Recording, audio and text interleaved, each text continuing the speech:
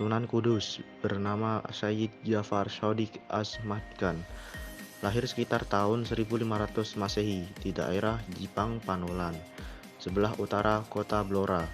Wafat pada tahun 1550 Masehi dan dimakamkan di daerah Kudus, Jawa Tengah.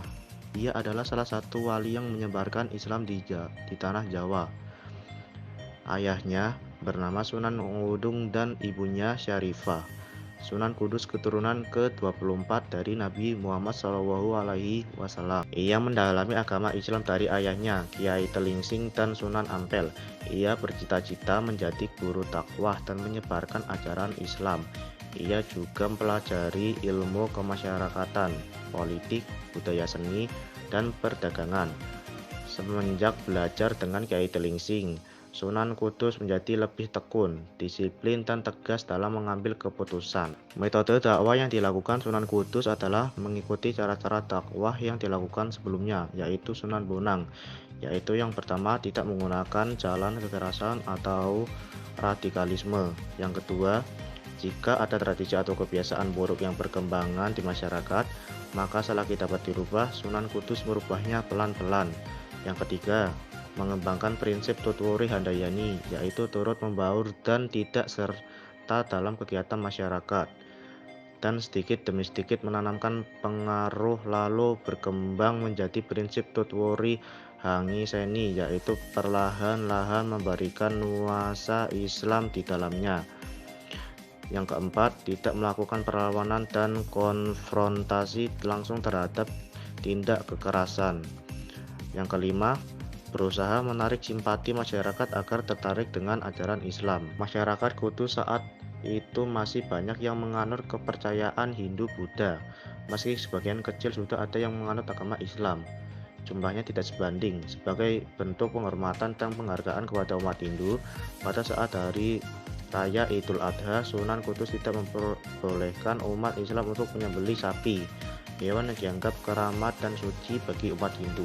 Hal tersebut menjadikan masyarakat Hindu menjadi bersimpati, sehingga mereka benar-benar segan dan menaruh rasa hormat kepada Sunan Kudus. Kemudian, sedikit demi sedikit, membuat umat Hindu dan Buddha tertarik untuk mendalami Islam. Selain menyampaikan ajaran dakwah kepada umat Hindu Buddha, Sunan Kudus juga memperluas ajakannya kepada masyarakat yang masih menganut kepercayaan lokal, yaitu animisme dan dinamisme.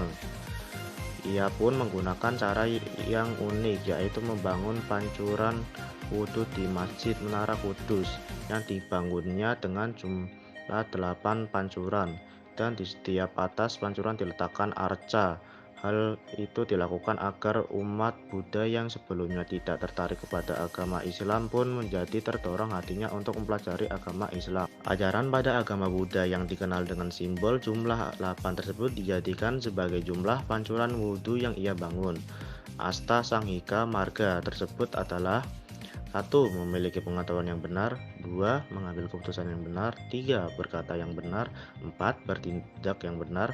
5. Hidup dengan cara yang benar. 6. Bekerja dengan benar. 7. Beribadah dengan benar.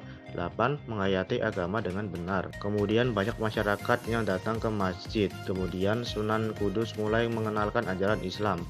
Terhadap persoalan adat istiadat, Sunan Kudus tidak serta-merta menentangkan masyarakat yang sering menabur bunga di jalan, meletakkan sesajen di kuburan, dan adat-adat lain yang dianggap melenceng dari ajaran Islam dan mengandung unsur syirik.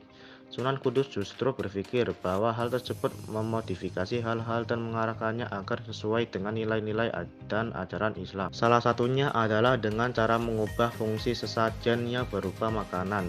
Lebih baik disedekahkan kepada orang yang kelaparan. Permohonan kepada nenek moyang dan roh halus diarahkan untuk memohon hanya kepada Allah Subhanahu wa Ta'ala.